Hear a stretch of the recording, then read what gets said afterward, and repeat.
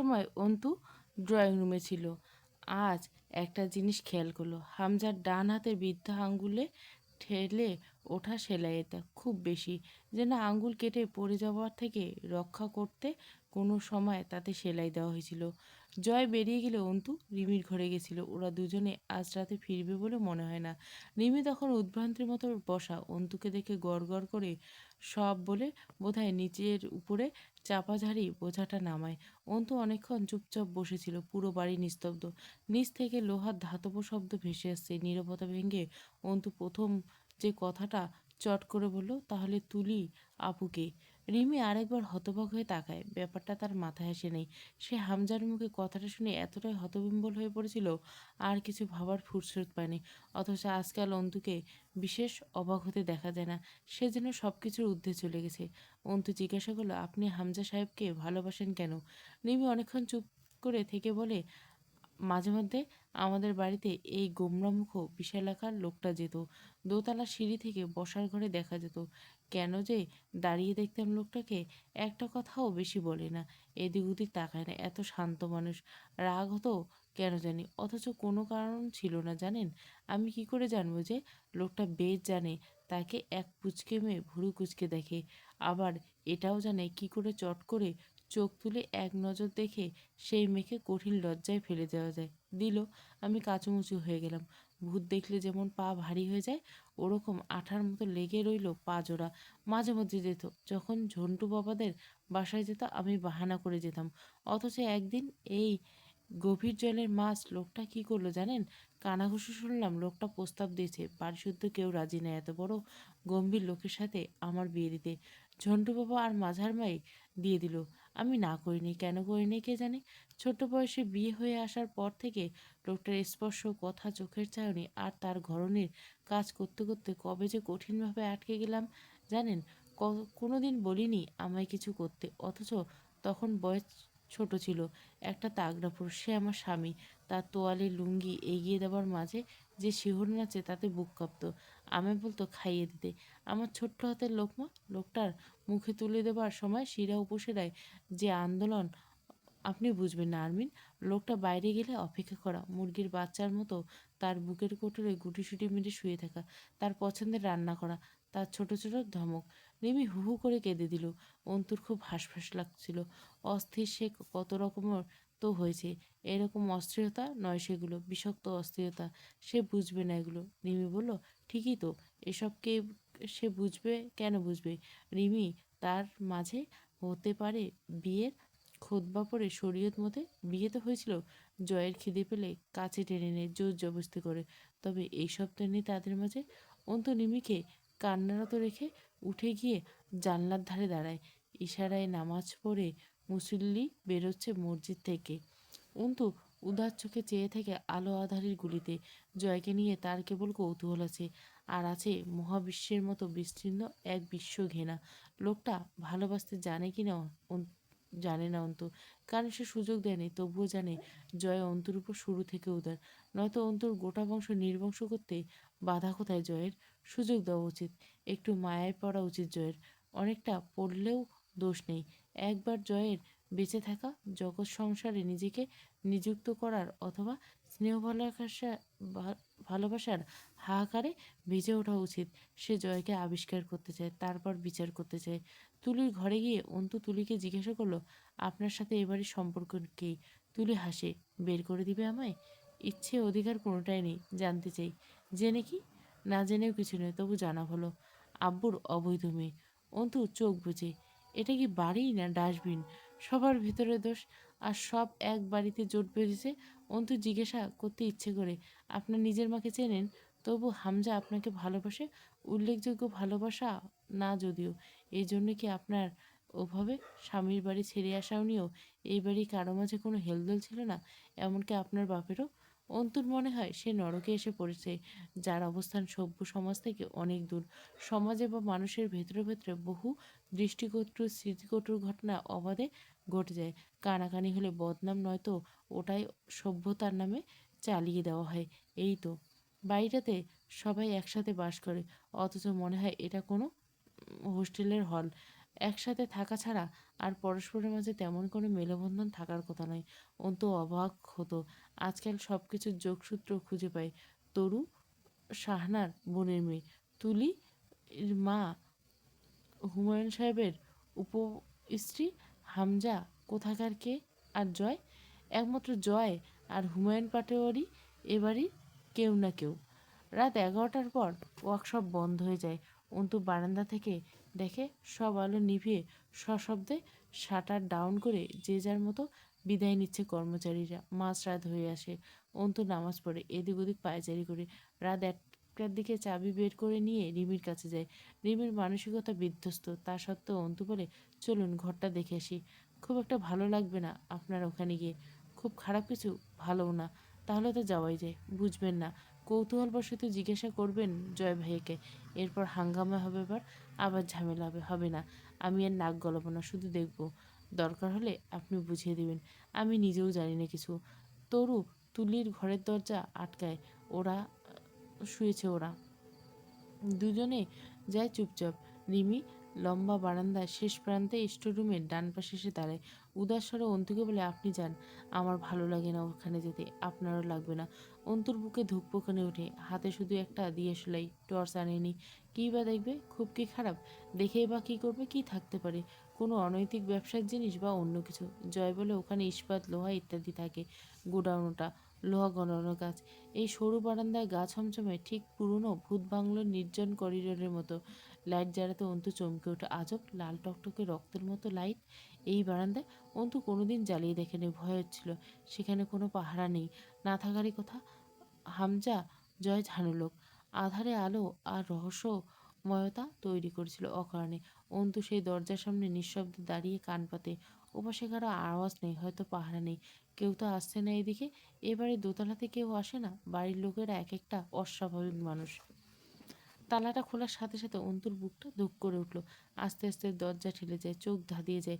কবরের মতো অন্ধকার, আন্দাজ করা যায় না সামনে আদৌ কি আছে। হাত বাড়ায়, টের পাবার চেষ্টা করে তার সামনে কিছু আছে কিনা। আশ্চর্য, পেছনে লাল আলো এক রত্তি ওই দরজার উপরে অন্ধকারে কাটাতে সাহায্য করছে না। অন্তুর এত বুক কাঁপছে কেন সে বোঝে না। নিজেকে ধমক দেয় একটা। সামনে কালগর্ভের মতো অন্ধকার। বদ্ধ বাতাসে কেমন এক গুমোটো ভোঁতা আওয়াজ কানে আসে। সেটা খুব বিশ্রী লাগছিল। কমপক্ষে 3-4 মিনিট দাঁড়িয়ে থাকে অন্তু। অন্ধকারটা চোখে সহনীয় করার উদ্দেশ্য। চোখে স্পষ্ট হলো না, তবে অন্ধকার চোখ সয়ে গেল। সামনে 2 কদম সমতল ভেবে পা রাখতে পা ছিটকে যায়। চাপায় আত্মনাদ, আশেপাশে কিছু চেপে ধরার চেষ্টা করে। ধরে ফেলেও কিছু একটা। চুপ করে দাঁড়িয়ে যায়। বুকে দিরিম দিরিম করে ঢোল বাজাচ্ছে কি যেন। বুকে হাত রেখে ওকে থামানোর দরকার, নয়তো স্পন্দিত হতে হতে বেরিয়ে না আসে যে তার গতি বেড়েছে। পায়ের অনুভব টের পায় সে। কোনো সিঁড়ির উপর দাঁড়িয়ে, তার এবং হাতে ধরে আছে দুপাশের হাতল। অন্তু অবাক হয়। এটা সে কোথায় নামছে? পাতালে? কবরখানায়? তখনও মাথায় আসে সে দোতলা থেকে আসছে।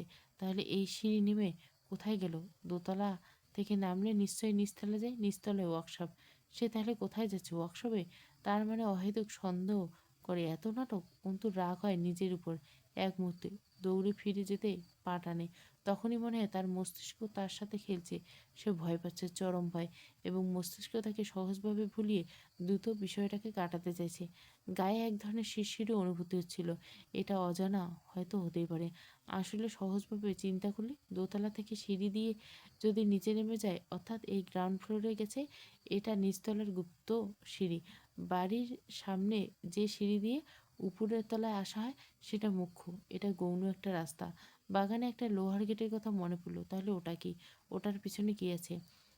এক সিঁড়ি পিছিয়ে সে দুপাশের দেওয়াল হাতিয়ে বাতির সুইচ পেল। ঢালাই সিঁড়ি। দুপাশে সিমেন্টের বস্তা থেকে শুরু করে দালান বাড়ি তোলার সময় যেমন বাড়ির ওখানে কত বাঁশ, ঢালাইয়ের যন্ত্রপাতি, চটের বস্তা ইত্যাদি ধুলো জমানো পড়ে থাকে সেসব। অন্তু তবুও নেমে যায়। কোনো আগ্রহ পাচ্ছিল না। এখানে সুইচ আছে, আলো জ্বালায়।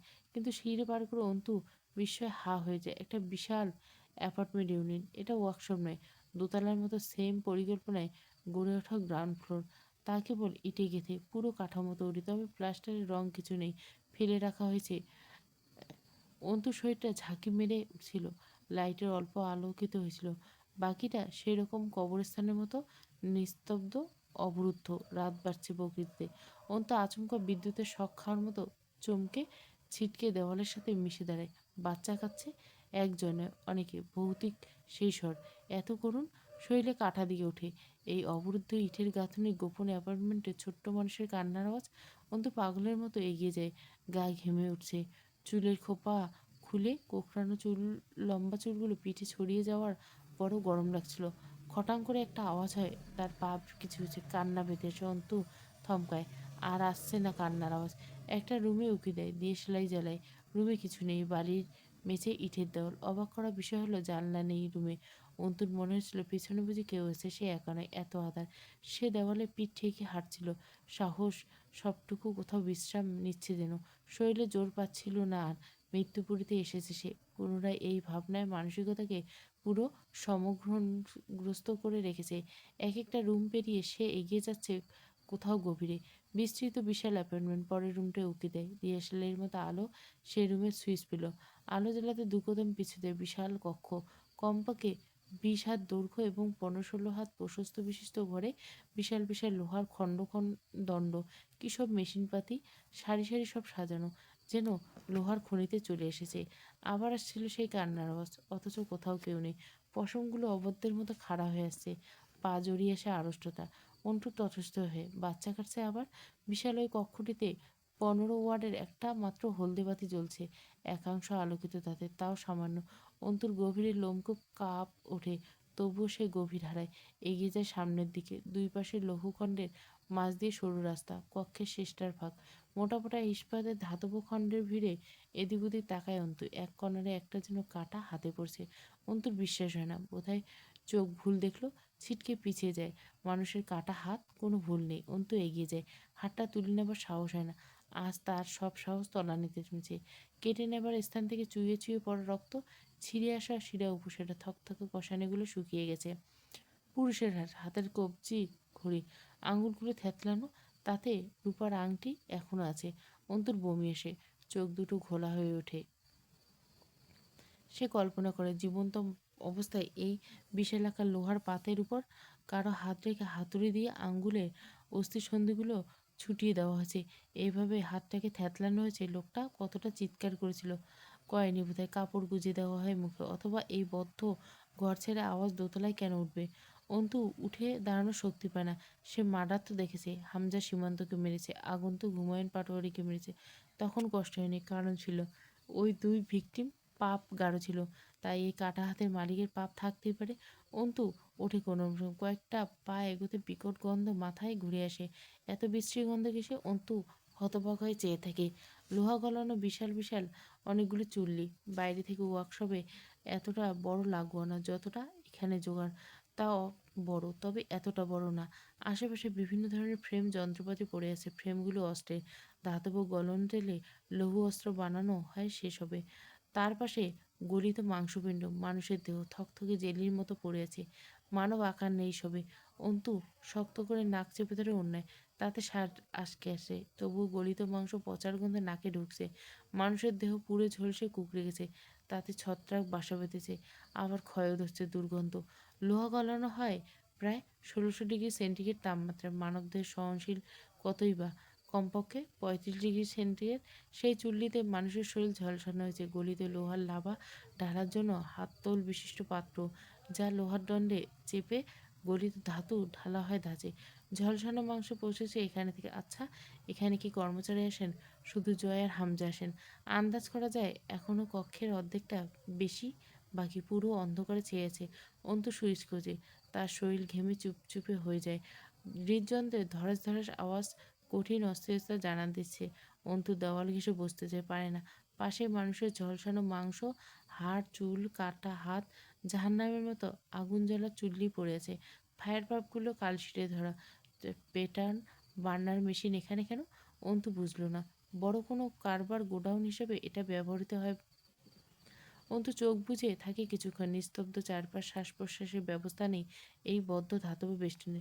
দম ঘুরছিল। আবার আচমকা অন্তুর মনে হলো সে ছাড়া আর কেউ শ্বাস ফেলছে। কেউ নয়, কারা বুঝি? অনেকের শ্বাসের আওয়াজ, আটকে থাকা শ্বাসের আওয়াজ। কারা বোধহয় দেখছে ওকে। জলজলে চোখ, কিন্তু তাকে দেখে চুপটি করে আসে, শ্বাস আটকে তাকে লক্ষ্য করছে অনেক জোরে চোখ। অন্তুর দেহ নেতিয়ে পড়তে চায়।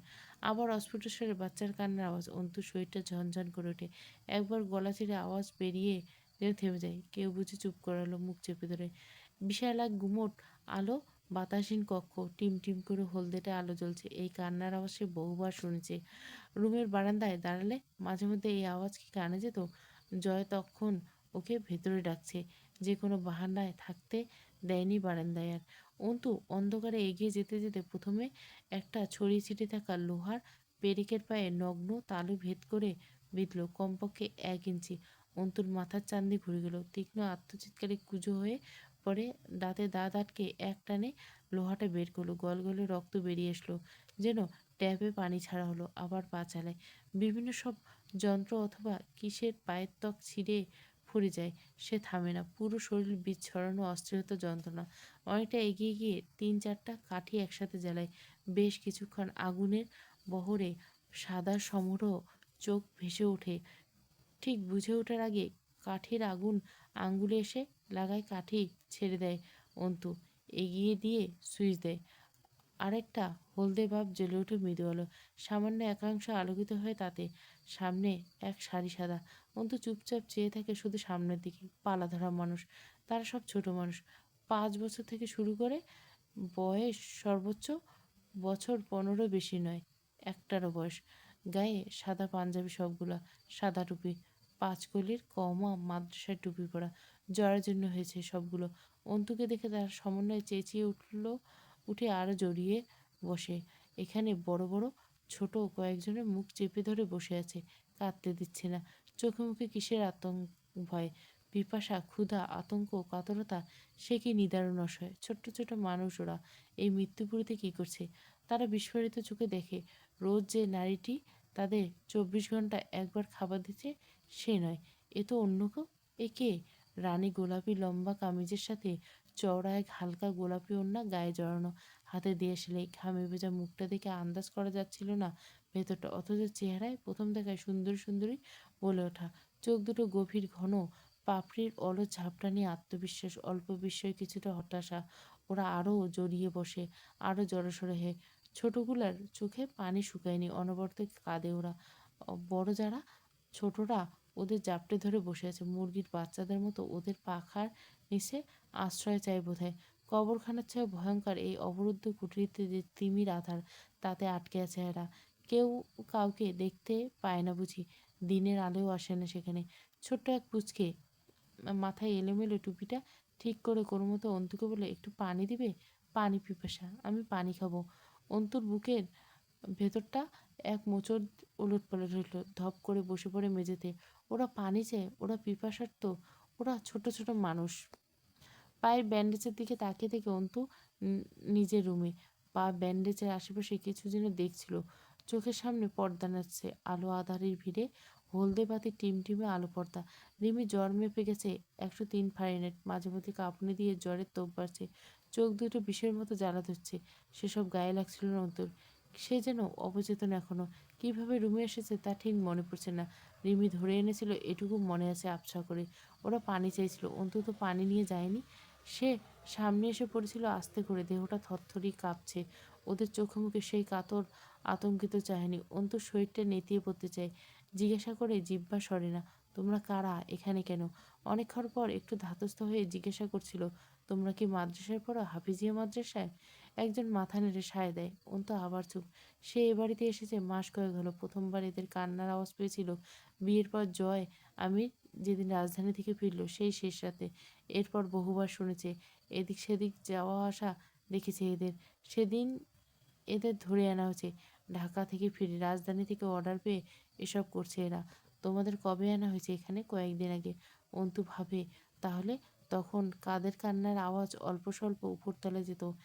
এদের আগে আরও আনা হয়েছিল। আজ প্রায় 2 সপ্তাহ যাবৎ জয় হামজার পায়ে সুতো ছিঁড়ছে।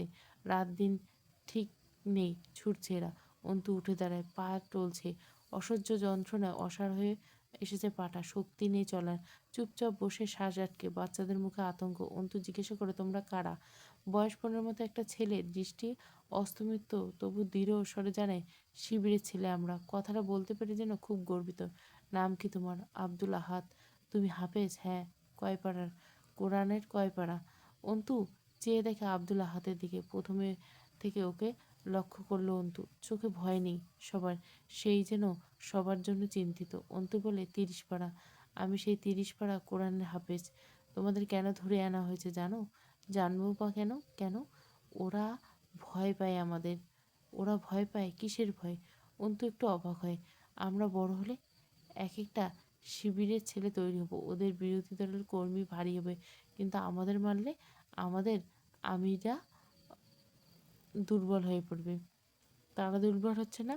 কারাগারে পুড়ে দেয়, ফাঁসি দিয়ে দেয়, গুম করে দেয়, ট্রাক ভরে তুলে নেয়, যাইয়ে গুলিয়ে মেরে রক্ত ধুলে দেয়। দুর্বল হয় না আবার। এত কিছু করছে, কী বা করতে পারছে? অন্তু চুপ করে থাকে। আহাদের চোখে মুখের দিকে তাকিয়ে থাকতে ভালো লাগছে। তার দাড়ি গোপে রেখা দিয়েছে, তবু মুখটা কুচি। সেই কচি মুখে এসব ভারী কথাবার্তা, ধর্মবিশ্বাসের শক্তি, সৃষ্টিকর্তার প্রাণে তো প্রাণী বুকে ধারণের শক্তি। অন্তু ভাবে, সবাই তো ভালো হয় না। টুপি দাড়িওয়ালা পড়া সবাই ভালো না, নামাজি সবাই ভালো না, হাফেজও সবাই ভালো না, কিন্তু বাকিগুলো? অন্য অন্য দলের নেতাকর্মীর মাঝে একশোতে কয়টা আছে বর্বর, মূর্খ, অসভ্য জানোয়ার একটা? কিন্তু এদের মাঝে যদি 99 খারাপ ধরা হয়, বাকিটা 10। আর এরা কি 10 জন নৈতিকতা জানে? যত যুদ্ধপরাধ, জঙ্গিবাদ, সন্ত্রাসবাদ সব এরা করে বেড়াচ্ছে। তার চেয়ে বড় কথা, যারা এখনো পাপ করেনি তাদের জান নিয়ে খেলাপাতি খেলার অধিকার কে দিল স্বৈরাচারদের? ওরা নাবালক শিশুরা কি পাপ করতে পারে? হাজারো মায়ের বুক খালি করে ছোট ছোট মানুষগুলোর বুকের তাজা রক্ত মাটিতে মিশিয়ে দেওয়ার অপরাধ করে ফেলছে এরা। তাহলে দেশে যা ঘটছে তা এদের মরা আত্মারা উঠে এসে করছে। বাকিরা বেহেশতের দূত, তারাই হবে। পলাশ কারা? রাজন কারা? এরাই যদি সব পাপের ভাগী এবং শাস্তির দাবিদার হয়। অন্তু ভাবনা ছেড়ে উঠে দাঁড়ায়। আব্দুল আহাদ চোখ নত করে রেখেছ। অন্তু জিজ্ঞাসা করলো, তুমি মরতে ভয় পাও না? ভয় পেলে কি মরণ মাপ? অন্তু এই কথায় জবাব দিবে, জিজ্ঞাসা করবে, এসব কে শিখিয়েছে তোমাদের? কে শেখায়? মাঝরাতে যখন অল্প সময়ের জন্য ঘুমাতে যাই, খবর আসে কারা যেন মাদ্রাসায় ঘিরছে, পালা পালা করে তুলে নিয়ে যায়। ওরা তো মরবে, তারপর পরের পালা না হয় আমাদের হবে। ভয় করে লাভ কি? সবাইকে এখানে আনা ছিল। এরা ছাড়া কি লোক নেই? কত লোক ওদের?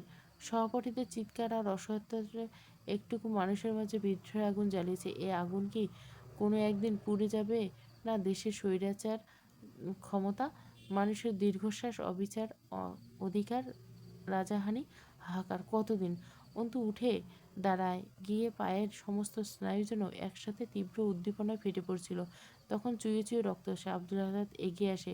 অন্তু চমকায়, দেখি পা দেখি। অন্তু তাকায় আব্দুল আহাদের মুখের দিকে, চোখের দৃষ্টি নত, মুখটা গম্ভীর। তার জুব্বার প্রান্ত ছেঁড়া ছিল, তা টান দিয়ে ছিঁড়ে অন্তুর পায়ে বেঁধে দেয়। অন্তুর পায়ে হাত দেওয়া থেকে বাধা দিলে বলে, আমি তো ছোট, আপনার কিচ্ছু হবে না। বেঁধে দেয়, রক্ত পড়ছে। বাধা শেষ হয়ে বলল, এই অসময়ে কেন এসেছেন জানি না, আপনি কে তা জানি না। ও একটু পানি খেতে চাচ্ছে অনেকক্ষণ ধরে। পানি আনেননি? অন্তুর বুকে শুল বিঁধল বোধহয়। পানি আনিনি বাক্যটা ফলার মতো বেঁধে ফুটল। অন্তু ঝাড়া মেরে উঠে দিল। আব্দুল আহাদ ওকে ধরতে হাত বাড়িয়ে গুটিয়ে নেয়। অন্তু নিজে চেপে ধরে ওর হাতটা, ওর হাতে ভর দিয়ে উঠে দাঁড়িয়ে বলে, ছোট ভাই তো তুমি আমার, হাত ধরলে কি? মলিন হেসে বেরিয়ে এসে খুঁড়িয়ে খুঁড়িয়ে বড় ঘর পার হতে অন্তুর দম বেরিয়ে যাচ্ছিল, পা দুটি ছিন্নভিন্ন জন্য। অন্তু যখন দোতলা ফিরে বড় বড় জগ ভরে পানি দিচ্ছিল, রিমি হাই হাই করতে এগিয়ে আসে। কি করছেন আর্মিন? পাগল হয়ে গেছেন? ওদের একবেলা বেশি পানি বা খাবার দাবার হুকুম নেই। কার হুকুম নেই? আপনার নরকের দেবতা স্বামী দেবেন? তা নাই থাকতে পারে। আপনি পতি ভোক্তা, নেউটা মেয়ে হতে পারেন, কিন্তু জানেন তো আমি খুব পাপিষ্ঠা আর স্বামীর অবাধ্য, অভিশপ্ত একজন স্ত্রী। আমার এসব মানায় না। আপনি বুঝতে পারছেন না? প্লিজ এই বিষয়ে আর শুনতে চাই না। যদি আজ বাধা দেন তো সুযোগ পেলে আপনাকেও ছাড়বো না। আর আমার বিশ্বাস সুযোগ আমি পাবই। অন্তুকে তখন ঠিক মন্ত্রমুগ্ধর মতো লাগছিল, যেন তাকে বশ করাছে। জয়া একগাদা বিস্কুট, কেক ইত্যাদি খাবার দাবার এনে রাখে। অন্তু সেই সব পানি ও টর্চ নিয়ে খুঁড়িয়ে নিচতলায় পৌঁছায়। ওরা খেতে চায় না, শুধু ওদের পানি চাই। বুক চৌচির পিপাসায়। অন্তু খাওয়ায় ওদের, ওদের হাত পা বাঁধা নেই, তবু সম্ভব নয়। ঘুটঘুটো অন্ধ করে উঠে এসে সুইচ খুঁজে বাতি জ্বালায়। অন্তু বাতি জ্বালিয়ে দিয়ে বেরিয়ে এসে পায়ের ব্যথা, মাথা ফাঁকা হয়েছিল। বড় ঘরের বাইরে বিস্তৃত ফ্ল্যাট, নোনা ধরেছে ইটের গায়ে। কোথাও খানিক আলোর দিশা নেই। খসখসে ঢালাই মেঝে হল গ্রাউন্ডে, তাতে পায়ের চামড়া খসে আসছিল যেন, এক পা ফেলতে পারছিল না। যেদিকে তাকায় অন্ধকার সমুদ্রে ঢেউ খেলছিল রাতের শেষের দিকে।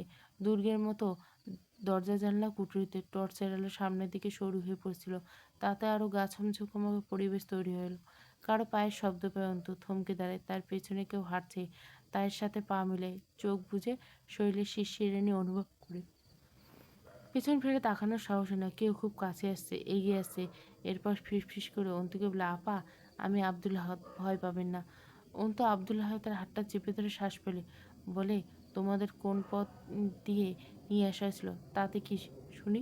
চোখ বাঁধা, পটি বাঁধা ছিল, মুখে কাপড় গোছা ছিল। গভীর রাতে আনা হয়েছিল এইটুকু আন্দাজ করতে পারি। আপনি এখানে কেন আসছেন আজ বারবার? তোমার খারাপ লাগছে? গম্ভীর হয়ে রইল আব্দুল আহাদ, জবাব দিল না। দুজন মিলে ঘুরে ঘুরে দেখে পুরো ফ্লোরটা। এক কক্ষে সারি সারি মদের বোতলে সাজানো, কেসে ভরা, উটকো গন্ধ। নিঃশ্বাস নেওয়া দেয়, একটু পা দেবার জায়গা নেই মেঝেতে। আব্দুল আহাদ শ্বাস প্রশ্বাসের শব্দ ভৌতিক ঠেকছিল, নিস্তব্ধ বদ্ধ অন্তুর কাছে। এত মদ, এগুলো পলাশের হোটেলে মনোরঞ্জনের মাল। এখানে রাখা হয়েছে। টর্চের আলো শুরু হয়ে যায়। যেভাবে অন্তু ঘুরিয়ে ফিরে ঘরটা দেখে ফিরে উদ্যত হয়, আবার ঘুরে তাকায় চট করে। আব্দুল্লাহ সুদাই কি? অন্তু মেঝের রাস্তা খুঁজে। মদের বোতলগুলোর কেসগুলো গিজগিজ করছে ঘরের দিকের পশ্চিম কোণটায়। লোহার দরজা। অন্তু নিঃশব্দে কেস সরাতে চায়, টুকটাক শব্দ হচ্ছিল তবু। অন্তু আব্দুল্লাহদের দাঁড় করে রেখে নিজে এগিয়ে যায়। লোহার ভারী দরজা চাপানো। অন্তু খুলে ফেলে আস্তে করে, ঠিক যেন বেকারি কারখানার মতো। সূর্যাস্তামী সূর্যের মতো জল করছে, কড়া পাওয়ার হলদেটে লাইট। অন্ধকার লাইটের মতো গুমোটে পড়া অন্ধকারে অবরুদ্ধ ঘরটাকে দেখে অন্তর আনন্দই হলো। সে জীবিত চোখে নরক দেখে নিল। বেকারির কারখানায় তন্দুরিগুলো যেমন আগ্নেয়গিরির লাভায় জ্বলে, ঠিক তেমনই তিমির অন্ধকারে হলদে আলো সেরকম পরিবেশ তৈরি হয় সেখানে। মহিলাদের এক ঝাঁক নজর আসে। তারা অবাক হলো অন্তুকে দেখে। শুয়ে বসে হেলান দিয়ে আছে তারা, একে অপরের গায়ে ঢলে পড়ে বসে আছে তারা। তাদের সবার শরীরে এক টুকরো করে সাদা কাপড়, যেমনটা মেয়েরা গোসল করে তোয়ালে জড়ানো থাকে, ঠিক সেমনভাবে দেহের উপরিভাগে ঢেকে রাখছে যেন অনিচ্ছা সত্ত্বেও। এরা পলাশের হোটেল মাল সবগুলো। অন্তু শরীরটা ঝিনঝিন করে ঝাঁকি মেরে, সে ভাগ্যিস আব্দুল্লাহাদ আসেনি। সে দেখতো এই নারকীয় পরিবেশ। অন্তু পাখারা চেয়ে থাকে। সে টের পেয়েছিল ওই বাচ্চাগুলো ছাড়া এই বদ্ধ কুটিরটিতে আরও প্রাণের অস্তিত্ব আছে। অন্তু বিছানায় শুয়ে শুয়ে ভাবার চেষ্টা করে, এই লেওয়াসের কারণে কি পলাশ ও হামজা জয় একে অপরকে দলকে এত সমীহ করে চলে? গাঢ় কারবার বন্ধন। এজন্যই যতই যাই হোক, যেমন আগুন দপ করে জ্বলে উঠুক, মোটেও তারা একে অপরের দলকে হিট করবে না। সন্ত্রাসবাদ, রাজনীতি, স্বৈরাচার, নরহত্যাকারীরা মিলেমিশে একাকার হয়ে গেছে চারিদিকে। দাউ দাউ করে জ্বলছে নরকের আগুন। সেই আগুনের আর জনতা সবার গায়ে সবসময় না লাগলেও লেগে যায় কদাচিৎ। অন্তু জ্বরের ঘরে বেশি ভাবতে পারে না, অবচেতনায় লুপ্তপ্রায় হয়ে পড়ে। জয় এলো রাত 11টার দিকে। তার চোখে মুখে ক্লান্ত হলো। কিসের এক খুশির রেখা ঝকমক করছে।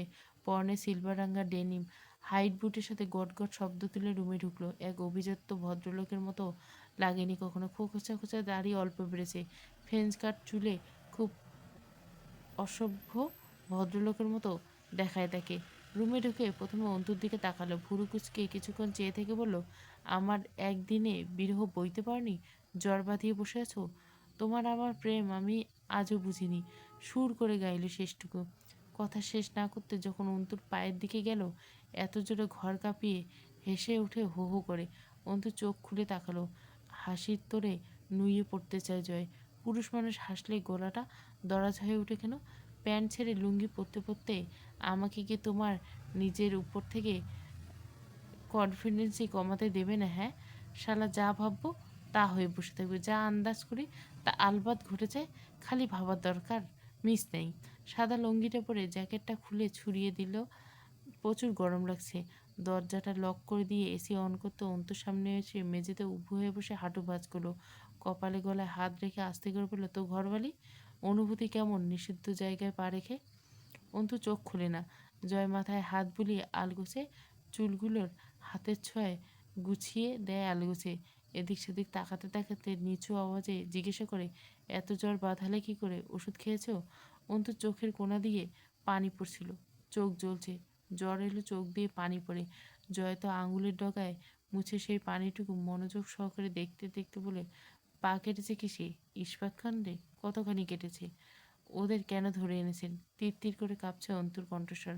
জয় উঠে বাথরুমে গিয়ে বালতি ভরা পানি ও মগ এনে মেঝেতে রাখে। অন্তুকে পাজাগুলো করে তুলে বিছানায় এক পাশ থেকে অপর পাশে নিয়ে যায়। হাঁটার সময় আবারও নিজের বুকের দিকে তাকিয়ে দেখে অন্তুর মুখটা তার বুকে গোছা। মুচকি হাসে আনমনে। খুব সুখ সুখ লাগছে। হাজারো পাপের মাঝে কখনো সখনো পাপকে অবহেলা করতে সে গান গায়, গিটার বাজায়, আর কত কি করে। আজকাল সেসব বাদ দিয়ে অন্তুকে জ্বালায়। আড়াআড়ি শুইয়ে দিয়ে মাথায় পানি ঢালতে ঢালতে জিজ্ঞাসা করে, ডাক্তার আনবো? এসেছিল, কি বলেছে? ওষুধ দেয় নাই? দিয়েছি। খাওনি কেন? অনেকক্ষণ ধরে পানি ঢেলে যায়। জ্বরের খানিকটা নামলো কিনা বোঝা গেল না, তবে কপাল ও মাথা ঠান্ডা হলো। জয় লুঙ্গির উপর গলায় এক লাল টকটকে গামছা ঝুলিয়ে বাইরে বেরিয়ে যায়। কী সব হোটেলের খাবার কিনে আনে, অন্তুকে খাওয়াতে চায়। সেই রুচি বা মানসিকতা নেই অন্তুর। জোর করে ওষুধ খাওয়ালো, সাথে একটা ছোট্ট স্লিপিং ড্রাগ। সারা রাত অবচেতন ঘুমালো, তার হুঁশ নেই। জয় চেয়ার টেনে নিয়ে বিছানার পাশে বসে চেয়ে থাকে অন্তুর দিকে ঘন্টার পর ঘন্টা। কি মেলায় আনমনে। বিশাল ট্রমায় পড়ে গেছে মেয়েটা। তেজি মুখখানে একদম কুঁচকে গেছে। শেষ রাতের দিকে নিচতলা বড় ঘরে যায় একবার, সব ঠিকঠাক। খালি পানির জগ ভরে রেখে গেছে বাচ্চাগুলোর সামনে। জয় হাসলো তা দেখে। বাচ্চাগুলো ভয় পায় জয়কে দেখে। সেখান থেকে বেরিয়ে যখন মদের ঘর গেল, মাথাটা গরম হলো। সব এলোমেলো করে সাজানো। অন্তু এত সব বোঝেনি। মদের কেস সাজানো হয়েছে এখানে ক্রম অনুসারে। সে তো চেনেই না। হুস্কি, রাম, জিন, বিয়ার, ওয়াইন, ভোদকা ইত্যাদি মাফিক সাজানো হয়েছে। মহিলাদের ঘরে ঢোকার পথ পেছনের দিকে। ওই রাস্তা দিয়ে বাগানের রাস্তা চলে গেছে লোহার ফটক পেরিয়ে। এদিক দিয়ে ঢুকতে হয় এই কক্ষে। অন্তু জানে না। মহিলাদের কামরায় আওয়াজ যেতে ওরা থরথর করে কেঁপে উঠল। ঢালাইয়ের মেঝে চামড়ার স্যান্ডেলের আওয়াজ, সাথে খোলা বেল ঘুষে যাচ্ছে। এই আওয়াজ চেনে তারা। জয়ামুরের সাদা লুঙ্গি কুচে উঁচু ধরে এগিয়ে আসছে। লোকটা কিছু বলবে না, তাকাবে না, তবু জয়কে ওদের চরম ভয়। ঘেন্না করে ভীষণ। ঠিক ডাস্টবিন আবর্জনার মতো। মানুষ হয়তো ড্রেনের পানিকে অতটা ঘেন্না করে না যতটা ঘেন্না জয় ওদের করে। ওরা সব একসাথে জড়সড় হয়ে দাঁড়ায়। জয় নাক মুখ কুঁচকে দেখে চারিদিকটা। একটা বারও ওদের অর্ধবস্ত্র অনাবৃত দেহটার দিকে তাকালো না। তার রুচি ভালো। যারা শরীর ঢেকে ঢুকে রেখে সম্মানবোধ আছে, তাদের প্রতি তার আগ্রহে। যারা খুলে রেখেছে তাদের আবার দেখার কি আছে? সস্তা দেহ সস্তা মেলক, এইসবের ধারণায় বিশ্বাসী জয়ামির পলাশের কাছে দারুণ খাতিরের লোক। মাঝে মাঝে হোটেলে জয়কে মেয়ে নিয়ে ঢুকতে দেখে অভ্যস্ত মেয়েরা, অথচ শখ মিটলে কুকুরের মতো দূর দূর করে তাড়িয়ে দেবার এই নোংরা স্বভাবের জন্য ওর কাছে কোনো মেয়ে যেতে চাইতো না। বিয়ের পর ধীরে ধীরে যাওয়া বন্ধ হয়।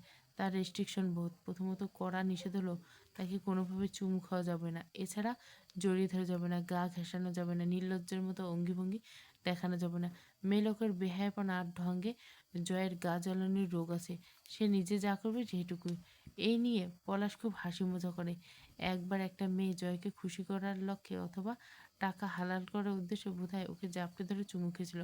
এক থাপড়ায় কান দিয়ে রক্ত বের করে রুম থেকে বের করে দেবার রেকর্ডও আছে জয়ের। এসব ঘটলে ভীষণ হাসাহাসি লেগে যেত। মেয়েরা জয়কে ভীষণ ভয় পায়।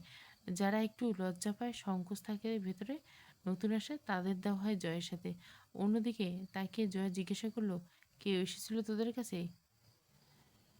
এক মা আইছিল, ক্যাডা জানি, দেইখা গেল আমরা সকলে। আর রেহাই হলো না। জয় ক্ষিপ্র গতিতে এগিয়ে গিয়ে কন্ট্রোলারটা চিপে ধরে দুই আঙ্গুলে, আমার বউ সে, তোদের মতো স্লাট না। বল কে ছিল? বল বল। আমার বউটা ওটা, কথা বল। শালিক হাঙ্কির চেংড়ি, বল কে ছিল? Speak up. আপনার পত্নী। কথাটা উচ্চারণ করতে গিয়ে গালে রক্ত উঠে যাবার উপক্রম মেয়েটা। সেখান থেকে বেরিয়ে এসে মদের কেসগুলো ফের সাজালো। দুটো রামের বোতল নিয়ে নিজের জন্য। আগামীকাল মদ ও মহিলা পৌঁছে যাবে পলাশের বাপের হোটেলে রাজধানীতে। বড় ঘর পেরিয়ে আসার সময় পানির জগগুলো নিয়ে এসেছে। হামজা দেখলে পাছে রেগে যাবে, জয়কে দুর্বল ভাববে। বউয়ের খাতিরে দুর্বলতা প্রকাশ করতে নেই। বউকে লাই দেওয়া পুরুষের জন্য খুব একটা ভালো কথা না। অন্তু তখনও ঘুমাচ্ছে। খানিক বাদে ফজরের আজান হবে। খুব গরম লাগছিল।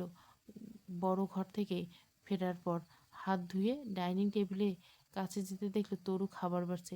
মেয়েটার অভ্যাস কাটেনি, অথচ কথা বলে না। জয় নিঃশব্দে খাবারটা নিল।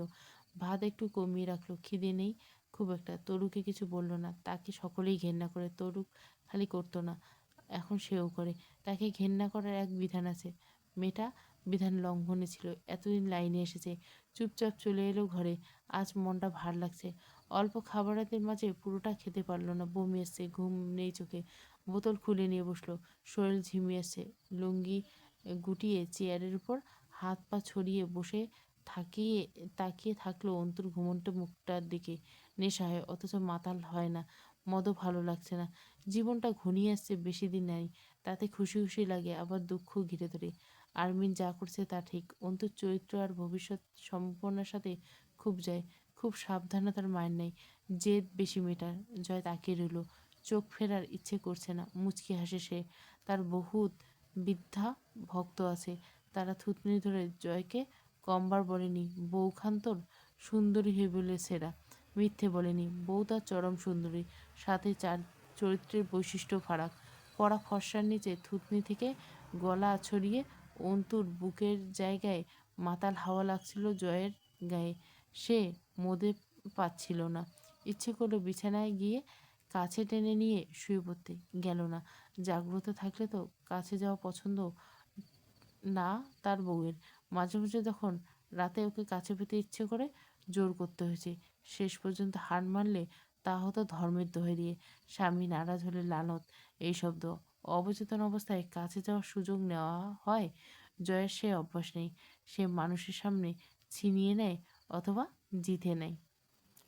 সকাল ৯টার দিকে ঘুম ভাঙে অন্তুর। এ বাড়িতে অভিভাবক একমাত্র হামজা। বাড়ির বড় সেই।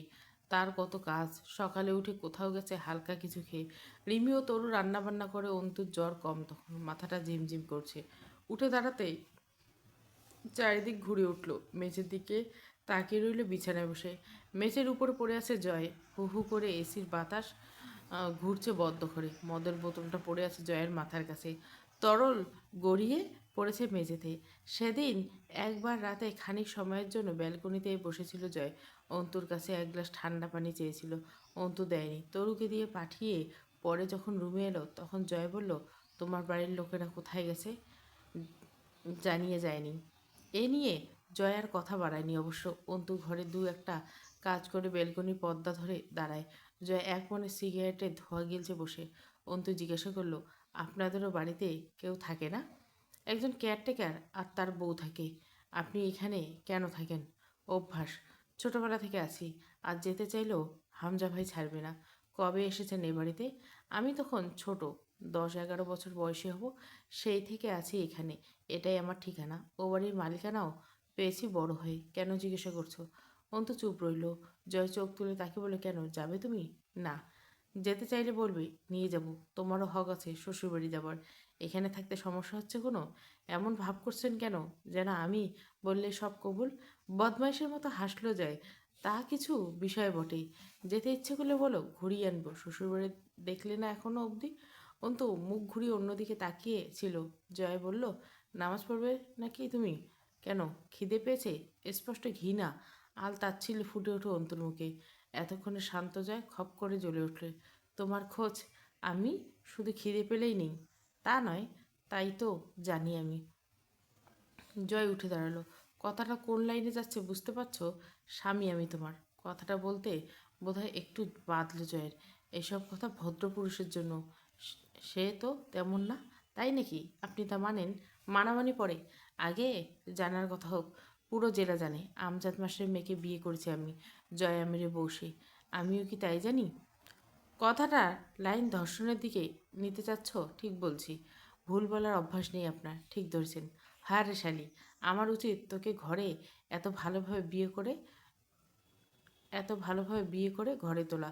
বিয়ের আগে খালি বদনাম করছি, বাস্তবে তো ভেতর ফাঁপা। ছুঁইও নি, কামটা ঠিক করিনি। কোনো একদিন ধরে রেপ টেপ করে তারপর বিয়ে করলে কিন্তু রেপ বিষয়টা তো এক প্রকার ফোবিয়া আছে আমার, নয়তো রোজ চাকরের মতো ট্রিট করলে তবে তোর আজকের কথা সহ্য হতো। বদনাম খারাপ লাগে না আমার, কিন্তু অপবাদ ভালো লাগে না। সর সামনে থেকে। রেপ বিষয়টাতে ফোবিয়া আছে? অন্তু উপহাস করলো। গম্ভীর হয়ে যায়, হ্যাঁ। লম্বা করে সিগারেটে টান দিয়ে হেসে ফেললো চট করে। বিশ্বাস হচ্ছে না? না না, খুব বেশি জবরদস্তি করি বলে মনে হয় তোমার, তাই তো? সেটা রেপ? বউকে? আহা, তোমার আমাকে সহ্য হয় না। সেক্ষেত্রে আমার নর্মাল টাচও ব্যাড টাচ মনে হয়। এটাকে রিলেটিভলি দিয়ে ব্যাখ্যা করা যেতে পারে। আজ এসব ভাবনায় আসতে ইচ্ছে করলো না। বোতলটা তুলে জয়ের মাথায় আঘাত করতে, কিন্তু করা যাবে না। অনেক প্রশ্ন তা সব জয়ের কাছে। আবার ভাবে সে এসবের মাঝে নিজেকে জড়াচ্ছে কেন? এসব ছেড়ে দূরে কোথাও চলে গেলেই তো হয় না? পরক্ষণে মনে পড়ে তার ভবিষ্যৎ পেশা এসব নিয়ে। সে তো ভবিষ্যৎ আইনজীবী। এই ঝামেলাকে তার রক্তকণিকার মতো রন্ধ্রে বয়ে নিয়ে বেড়াতে হবে চিরকাল। অন্তু কিসের এক শক্তিতে যেন জ্বেলে উঠল। এতক্ষণে মনটা গুমোটে মেরেছিল, কারণ বোঝা যাচ্ছিল না। এবার স্পষ্ট হলো, তাকে তো ঘরে, বড় ঘরে যেতে হবে। বাচ্চারা কি করছে? শরীর নেয়নি তো আবার? শরীরটা ছটফট করে উঠল উত্তেজনায়। বাচ্চারা খেয়েছে? লম্বা বারান্দার কাছে রিমি জাপটে ধরে। আপনি যাবেন না? মেয়র সাহেব এখন বাড়িতে, ওয়ার্কশপে আছে। জয় ভাইয়া ঘরে। আমাকে বিশ্বাসঘাতকতা বানাবেন না। আমি আপনাকে গোপনে সাহায্য করতে চেয়েছি, সেই কথা ভুলে যাচ্ছেন আনমিন। অন্তু ঘরে ফিরে চুপ করে বসে থাকে। 9:30টার পর জয়ের ঘুম ভাঙল। বাইরে কাজ থাকলে তাকে ডাকতে হয় না। কখনো সময় মতো ঠিক ঘুম ভেঙে যায়। তাকে একবার কার্যালয়ে যেতে হবে, মিটিং আছে। অন্তুকে দেখে হাসলো। Feelings better ঘরবালি? অন্তু নিঃশব্দে তাকিয়ে রইল শুধু। জয় হাত মুখ ধুয়ে এসে আয়নার সামনে দাঁড়িয়ে ওসব করতে করতে অন্তুকে বলে, ভার্সিটি যাবে আজ আমার সাথে? অন্তুর মনটা নেচে উঠল। তা লুকিয়ে আস্তে করে বলল, শর্ত কি? শর্ত? হো হো করে হেসে উঠে যায়। যা চাই দেবে? তো দাও, একটা চুমু দাও না হয়। ঠোঁটে না দিলেও চলবে, প্রথমে ওভারডোজ হয়ে যাবে তোমার। গালেই দাও, নো চিন্তা। চুমু কত ভাবে, কিন্তু জয় আমিরের গোটা শরীরটাই ভার্জিন। ওয়ান্না কিসমি, গালে গিয়ে দিব। অন্তু কথা ঘোরায়। সবসময় নিজের নাম জপার কি আছে? জয় আমির, জয় আমির। জয় হাসলো। আমার নাম জয়, উপাধি আমির ইজ ইকুয়াল টু জয় ইবনে জাভেদ আমির। আমির কিন্তু জামায়াতের প্রধান প্রতিনিধিদের বলা হয়। শুনেছি আপনি যুদ্ধাপরাধী ছেলে ছিলেন। আপনার পরিবার শিবিরের কর্মী ছিল। জয়ের মুখটা দগ্ধ হয়ে উঠল। ঠিক যেমন খড়ের গাদায় জ্বলন্ত মশাল ছাড়লে আগুন জ্বলে ওঠে, সেই ছাইচাপা নীলচে আগুন। তা খেয়াল করলো অন্তু রায়না। জয়ের দৃষ্টিতে খুন চেপেছে। দাঁতের মারি পিষে বলল, আমির আমার বাপদাদার বংশ উপাধি, পদবি হিসাবে আসছে কেন? বেশি বোঝা শিখেছ? খুব বেশি, হ্যাঁ। জামায়াত শিবির? পেছন ফিরলে তো চোখে যেন ফুটন্ত আগুন। আর একবার তোকে বড় ঘরে যেতে দেখলে কেটে টুকরো করে ফেলবো শালির মেয়ে। আর বাচ্চাগুলোকে লোহার চুল্লিতে গলিয়ে তোর দলাদলি বের করব। পরবর্তী মাপ পাবি না, সে তুই যেই হ। অন্তু কিছু বলল না। তার ভার্সিটি যাবার চান্স মিস করা যাবে না, কোনোভাবেই না। থার্ড ইয়ারে ক্লাস শুরু হয়েছে সেই কবে। ভার্সিটিতে তারা দুজন পা রাখলে বোধহয় উৎসব শুরু হয়ে গেল। কতদিন পর যেন অন্তু আবার চিরচেনা এই শিক্ষা প্রাঙ্গণে পা রেখেছে। খুশি ও বিষাদ একসাথে চাপলো, কেমন অদ্ভুত অনুভূতি হয়। সকলে হাঁ করে দেখছে, হাসছে, ইশারায় বোঝাচ্ছে খুব মানিয়েছে। আসলেই মানিয়েছে। জয়ের উচ্চতার সাথে অন্তুর কাঁধ মিলছে। খানিকটা চাপা শ্যামলার জয় আমিরের ফর্সা বউ, ভালো মানায় বাহ্যিকভাবে দুজনকে। কত শুভেচ্ছা পেল ওরা। অন্তু খালি দেখলো বাঙালি তেল মারতে কত দক্ষ। জয় কোনো দেবদূত? সবার অভিব্যক্তি তাই বলছে। সৃষ্টিকর্তা নিশ্চয় এদের ডিএনএতে এক্সট্রা কিছু তেল জমা করে দিয়েছে, যাতে সমাজের নোংরা লোকদের বিরুদ্ধাচরণ না করে বরং সেদে সেদে তেল মারতে পারে। অন্তু তা পারলে আজ সে কিছুই হারাতো না। আফসোস সে পারে না। সবাই এসে হাত মেলেছে জয়ের সাথে। জয় একটু হাতের ছোঁয়া পেতে কত উদ্গ্রীব তারা। অন্তুর মনে হলো জয় যেন আরও ক্ষমতাসীন হয়ে উঠেছে দেশের এই হাঙ্গামায়। তাই তো হবারই কথা। মজলুমরা এত এদের জুলুমের শিকার হয়ে দুর্বল হয়ে পড়বে। এরা অপেক্ষাকৃত তত দাপটে দেশ ঝলসাতে অগ্রসর হবে। একটাই তো আইনস্টাইনের আপেক্ষিক সূত্র, ল অব রিলেটিভ।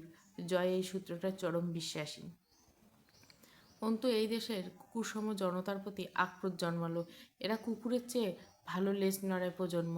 এরা আরামপ্রিয়। পরিবারও নিজেকে নিরাপত্তা রাখতে ড্রেনের পানিকে পবিত্র বলে ঠোঁট এলিয়ে হাসে। এরা প্রতিবাদের পরিণাম কিংবা হিংসে হায়নাকে গবাদি পশুর মতো উপকারী বলে স্বীকার করে নেয়। জয় অন্তুর দিকে ঝুঁকে আস্তে করে বলে, এত সম্মান আগে পেয়েছো কখনো? যত অপদার্থ তুমি ভাবো আমায়, আমি ঠিক ততটা পদার্থ। তোমার দেখার দৃষ্টিকোণ খারাপ ঘরবাড়ি। সৃষ্টিকর্তার কাছে প্রার্থনায় থাকবে এই দৃষ্টিকোণ যেন আজীবন এক ফোঁটা না বদলায়। চিরদিন এই দৃষ্টিতে দুনিয়া দেখে মরতে চাই। জয় বিড়বিড় করলো, শালির মুখ তো না এস এজির রাইফেল। মিঠা কথা জানে না শালি, মিথ্যে হলেও চলবে। তোর মুখে নিজের প্রশংসা শুনে মরণও কবুল বউ। তুমি মিঠা কথা শুনতে চাও কেন শালা? যখন জানো আমার মুখে তা বেরোবে না, তবে যদি মরণ কবুল হয় তো শেষ একবার বলবো, কবে মরতে চান? আমি প্রস্তুত মিঠা কথা বলতে। জয় অবাক হয়, গর্বিত হয়ে বলে, as husband so his wife. সাবাস, কোন সম্বন্ধে সওয়াল কয় আমাদের জুটি ভালো না? তার মাকে আসসালামু আলাইকুম। শহীদ মিনারে চত্বরে এসে হা হা করে হেসে ওঠে জয়, ইঙ্গিতপূর্ণ হাসি। এখানে কতবার অন্তুকে হেনস্থা করেছে, র্যাগ দিয়েছে সেই মেয়ে আজ তার ঘরবাড়ি। ক্লাস শেষে সেদিন অন্তু জয়ের সাথে বাড়ি ফিরছিল। ফেরার পথে নতুন বর্ষের বই কিনে নিয়ে এলো গদাধরে। জয় কোম্পানি আইন বইটা হাতে নাড়ে চাড়ে আর বলে, কি বাল পড়ে এসব পড়ে কোনো লাভ আছে? এই বয়সে আবার বিক্রি করতে গিয়ে সায়েন্স ল্যাবরেটরি ব্লাস্ট করে এসেছি।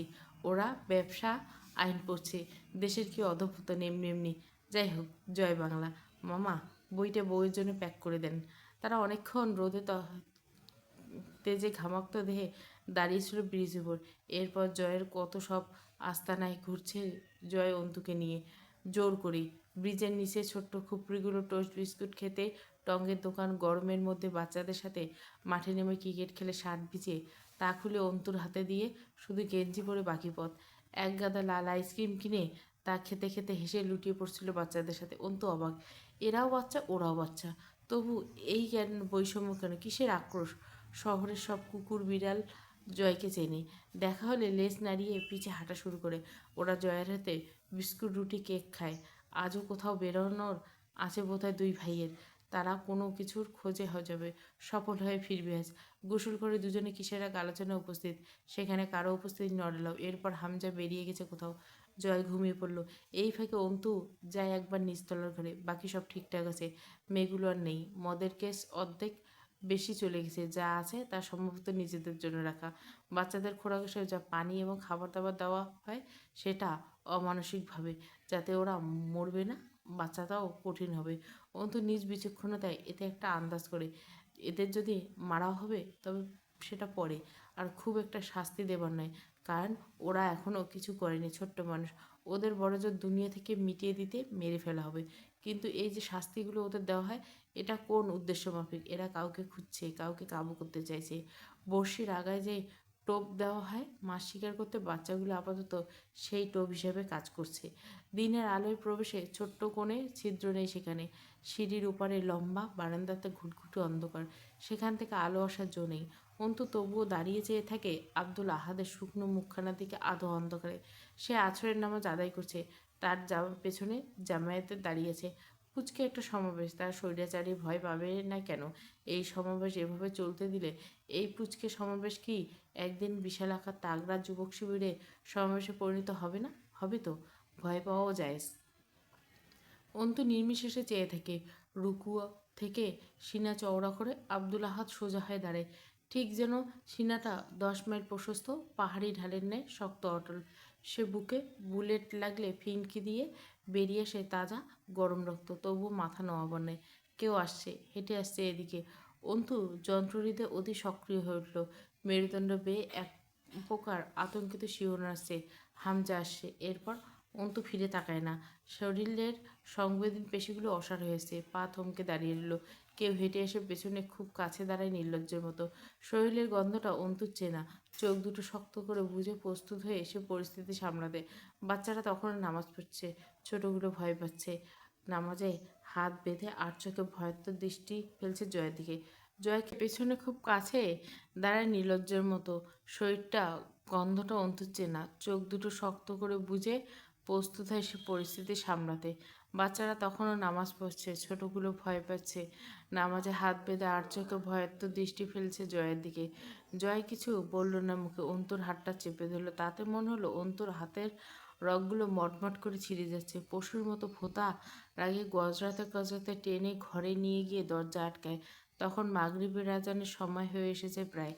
আশ্চর্য ব্যাপার, এই বড় ঘর থেকে বেরিয়ে সিঁড়ির কাছে আসতে আরও দুজন ছেলেকে দাঁড়িয়ে থাকতে দেখলো অন্তু। জয় কেবল চোখের ইশারা করতে ওরা দ্রুত সিঁড়ির দরজা আটকে দেয়। অর্থাৎ এখানে অন্য লোকেরাও আসে, তবে বাগানের পথ দিয়ে। জয় দেওয়ালে কনুই ঠেকিয়ে দাঁড়িয়ে আঙ্গুল কপালে ঘষছিল। বারবার ঠোঁট ভিজাচ্ছে, নিজের ঠোঁট কামড়ে ধরে এদিক ওদিক তাকাচ্ছে। নিজেকে নিয়ন্ত্রণ করতে বেশ ভালোই শিখে গেছে আজকাল। আজ আর অশ্রাব্য ভাষায় বকে উঠল না। অন্তু সামনে এসে দাঁড়ায়। ওদের কেন আটকে রেখেছেন তা জেনে তোমার কাজ নেই, এসব থেকে দূরে থাকো। আমি জানতে চাইছি কেন ওদের আটকে রেখেছেন। ওই পাঞ্জাবি পরা ছোট্ট ছেলেটাকে। মাদ্রাসার ছাত্র। নির্বিকার জবাব দিল জয় একের পর এক। ওর বুকে কোরান ছিল। জয় ভুরু কুচকে ঠোঁট পাকায়। হাফেজও। ওদের আটকে কেন রেখেছেন? অন্তু গর্জে উঠল। নতুন তো কিছু না, এর আগে শোনোনি কখনো মাদ্রাসার ছাত্রদের আটকে অথবা হত্যার ঘটনা?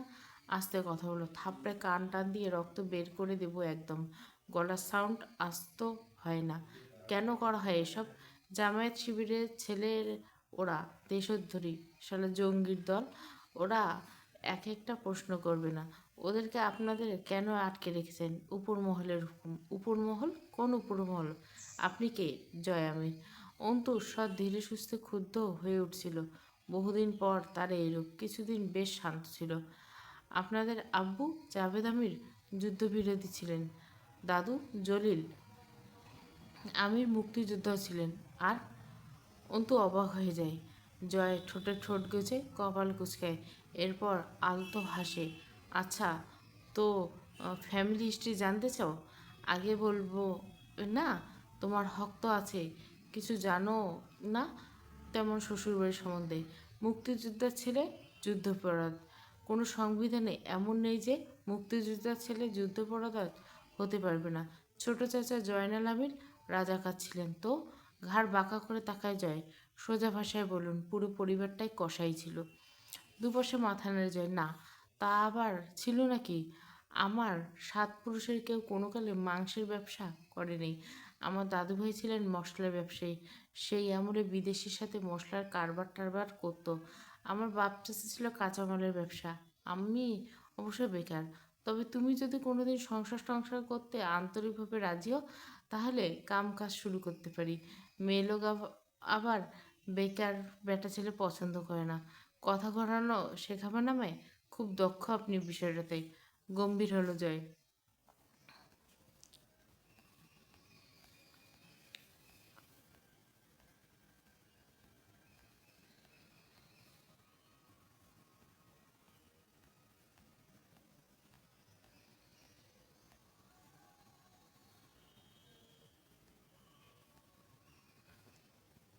কথা ঘোরানো শেখাবে নামায়? খুব দক্ষ আপনি বিষয়টাতে। গম্ভীর হলো যায়। তুমি এসব থেকে দূরে থাকো আর্মিন। তোমার প্রতিবাদ চিন্তাভাবনা আজ তোমাকে এত দুর্ভোগে এনেছে। সহ্য করে নে, বেঁচে থাকে সে চিরকাল। জয় তাকায়। অন্তু তাচ্ছিল্য আসে। চিরকাল বেঁচে থাকে না, যারা সহ্য করে তারা অমর হয়ে যায় আর জীবনে মরে না। স্বাভাবিক মৃত্যু আর সংগ্রামীদের মৃত্যু একরকম হয় না। পচে মরা শখ কেন হয়েছে? সহ্য করে বেঁচে থাকে। আগামী যদি মৃত্যুর হাতে ধরা দিতে হয়, তো আজ মরবো। আজ মরবো তো এখন মরবো। কুকুরের মতো জিহ্বা বের করে শ্বাস নিতে বাঁচতে চায় না। সহ্য করে চুপ থেকে প্রতিবাদ না করে যদি গড় আয়ু হিসেবে বড়জোর 60 বছরের বেশি না বাঁচা যায়, তবে আমার বুকের ভিতরে যে আগুন জ্বলছে, সেই আগুন আপনাদের ঝলসে মারতে শুধু 60 সেকেন্ড বাঁচতে চাই না। এর বেশি একটা শ্বাসও ফেলবো না এই নারকীয় দুনিয়ায়। এই অপরাধ সাম্রাজ্যে কয়েক যুগ বেঁচে থেকে শোষিত হাতে শোষণ হবার চেয়ে কবরের মাটি অসীম শান্তিদায়ক। রক্তমাখা শরীর, আমি ওই মাটিতে মিশতে চাই। জয়া অনেকক্ষণ চুপচাপ থেকে অন্তুর ক্ষিপ্ত মুখখানার দিকে পরে বলে, আর একবার এই ঘরে যাওয়ার চেষ্টা করলে তোমার ওই ইচ্ছেটা পূরণ করে দেবো। ঘর বলে পা দুটো কেটে পঙ্গু হাসপাতালে অ্যাডমিট করে রেখে আসবো। বাঁচার ইচ্ছে না থাকলেও কাউকে জোর করে বাঁচিয়ে রাখা ঠিক না। তার আগে আপনাকে আমি জাহান্নামের রাস্তা অব্দি এগিয়ে দিয়ে আসবো জয়ামির। আপনাকে অনেক সুযোগ দিয়েছি, মানছি আপনাদের রাজত্ব চলছে, তবু মানুষ তো আপনারা। মেরে মরলে আর কি? আমার তো আর পিছুটার নেই। জয় দেওয়াল থেকে সরে এসে ঝাঁকি মেরে অন্তুকে দু হাতে বাঁধনে পুড়ে দেওয়ালের সাথে ঠেস দিয়ে ধরে দাঁতে দাঁত চেপে গলায় বলে, চুপ! কত এত কথা কোষ কে তুই? শালি চুপ! কেন বাঁচাতে চান আমায়? আপনার মতো জানোয়ারের সহায়তায় বেঁচে থাকার মতো কোনো লালসা তো আমার নেই। জয় কথা বলে না কিছুক্ষণ, তাকিয়ে থেকে চুপচাপ। টুপ করে অন্তুর গলায় একটা চুমু খেয়ে অযত্নে বেড়ে ওঠা দাড়ি ঘষে অন্তুর গলায় ছিটকে যাবে তাই চেপে ধরে রাখে অন্তুকে। কিছুক্ষণ পর অন্তুর মুখের কাছে মুখ নিয়ে আস্তে করে বলে, যা হচ্ছে দেখে যা আরমিন। তোর কিছু করার নেই বিশেষ, বড়জোর আমাকে মেনে নিতেই পারিস। আমি খুব একটা খারাপ না, অন্তত তোর জন্য। অন্তু মুখটা শক্ত করে অন্যদিকে ফিরতে চায়। আবার একবার জন্মায় যদি প্রার্থনায় থাকবে সেবারও যেন এই আপনাকে না ভুলি, আর আমার ঘৃণায় যাতে এক রত্তি পরিমাণ কমতি না আসে সেকালে। জয় গা দুলিয়ে আওয়াজ করে হাসে, আমিন আমিন। তোমার আল্লাহ কবুল করুক এই ফরিয়াদ। আপনি নাস্তিক? না, ঠিক না, কিন্তু আমার মতো পাপী তোমার আল্লাহর উপাসক হিসাবে মানে কিনা মানে না তা জানা নেই। মাঝে মধ্যে যখন ভদ্রলোকের মতো কথা বলে যায় তখন খুব নিখুঁত লাগে শিক্ষিত হিসেবে। অন্তু রুষ্ট চোখে অবশ্যই মতো চেয়ে থাকে। দরজায় কড়াঘাত পড়ে। জয় শীতল পায়ে দাঁড়িয়ে থাকে। অন্তু তাকায়। তার অস্থির চোখ দুটো একবার শান্ত জয়কে দেখে আবার দরজার দিকে যায়। দরজায় ওপাশ থেকে হামজা এবার ডেকে পাঠায়, জয়! অবরুদ্ধ নিষেধ পর্ব ৩০।